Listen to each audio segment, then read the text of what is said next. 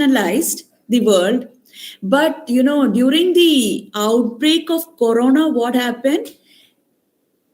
It just penetrated into all the avenues. Okay. And wherever it should not be, it has reached all there also. Now what? Everyone, including kids, are flooded with information, overflown with information. So electronic sources are always available, and it is, most searched of after most searched after media for literature review, right?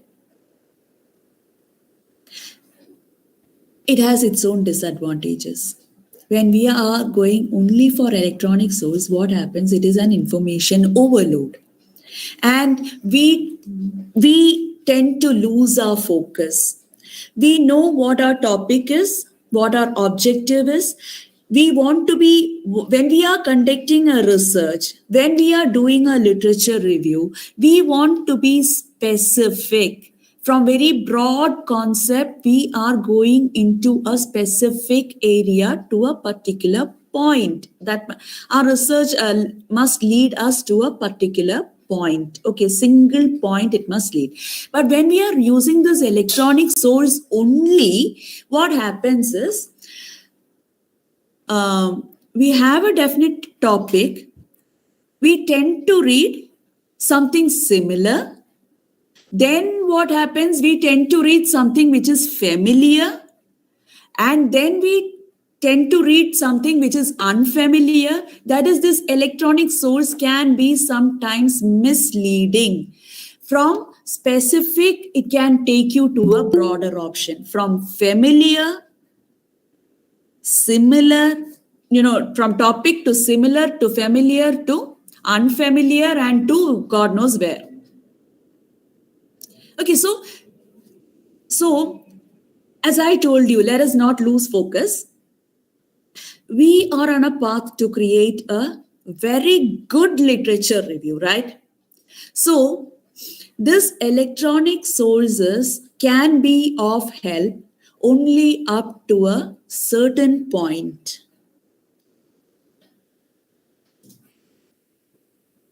When we are using electronic sources, a point must be very clear that this can be misleading. This can broaden our objective actually and can mislead you to nowhere actually.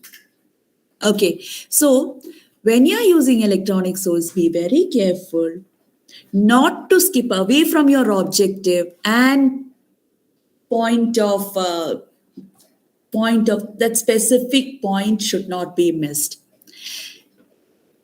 If you are so sure about not missing it, you can use only this electronic sources, because it is always filled with information overload it is. Okay. And when you are going for electronic searches, the search engines that you can that can give you more information is like Yahoo, Google, and etc. Such sites can give you very good idea about your topic. But only thing is you'll have to be focused on your topic. Okay. Then there is printed sources. Yes, printed sources can, lead you in a more focused way. You know what you're reading. You know what you want to read. Okay.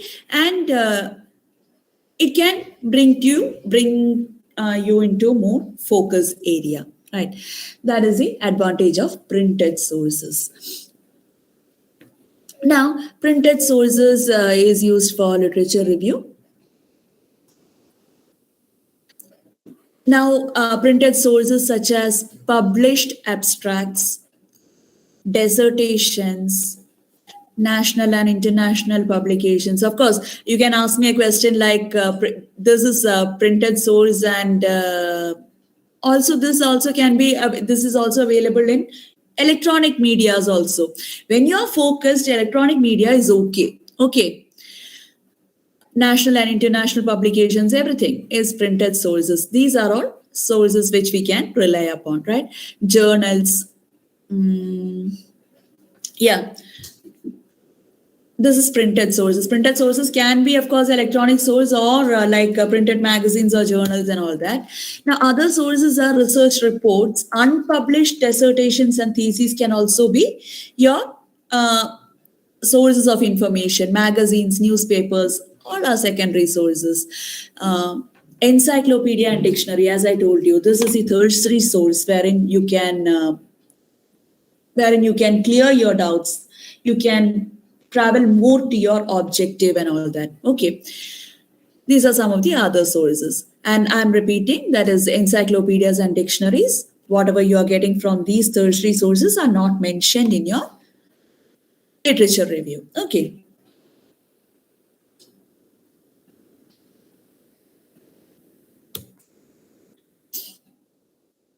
Now, uh, now what we have discussed up to now is what is literature review, what is the purpose of literature review, is it important in a research work, what are the sources from which we can get our literature review. We have discussed all these things, right? Now, how to go about it, that is another task. Okay, and as we have discussed the importance of it, we know how important a literature review is and how important it is to communicate to our successors about this importance of literature review is, because it straight away reflects the quality of any researcher, right? So let us examine the steps in literature review, right?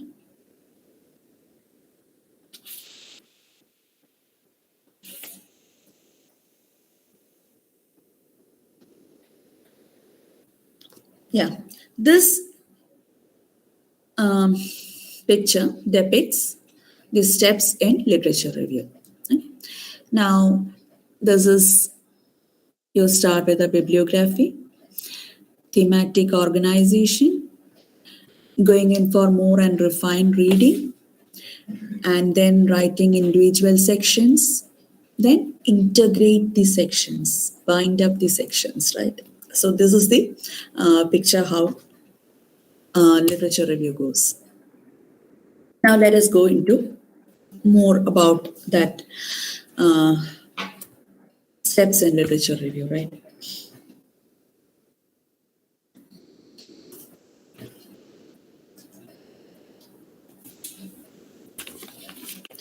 Yes, first stage of literature review is annotated bibliography. That is, when you are actually, you start a literature review by reading different articles. We have discussed it, different articles, journals, from primary source, secondary source, whatever it is.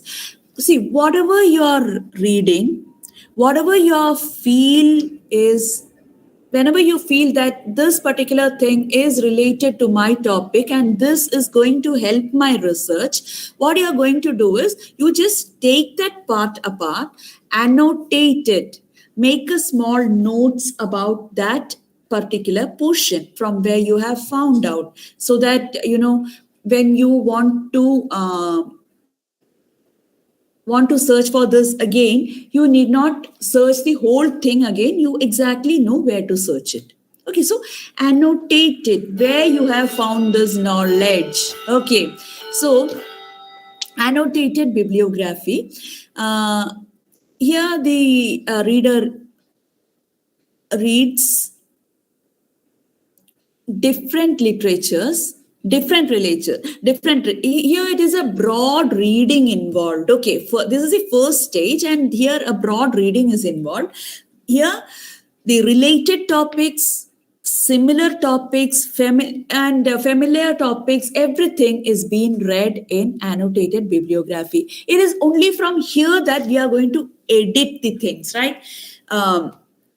See, when I'm saying similar topics and related topics and all, you are not losing focus. Okay, it is related and it is similar. When you're going for similar topics also, you can find out some research problems or answer to your research problems. That's why I said that. Now, annotated bibliography. Now you are reading a vast amount of books, and write a brief. As we have discussed earlier, literature review is a critical analysis, right? Now, write a critical synopsis of each review that you are reading. So, critical synopsis. Find out your own secondary way of addressing the data you have collected, even it is from a primary source or from a secondary source. You put it in your own way. That is how you put the critical synopsis, right? Not just copying it, pasting it, annotating it, finished. No. Okay. You put it in whatever way you have understood and give the reference of the text.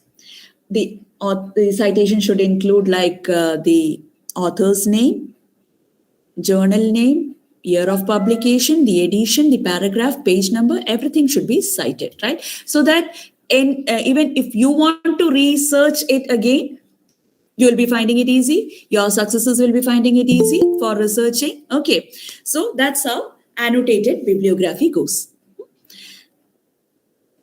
After going through the reading list, researcher will have to annotate. You have created a brief synopsis and then annotate it, as I told you. Then include more works to the annotations, like more works related to same topic.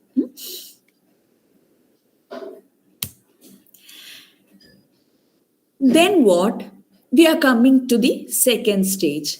After the annotated bibliography, as I told you, it involves like a broad reading, okay, and you're annotating. Then comes thematic organization. That is, you're organizing what you have critically analyzed. All your synopsis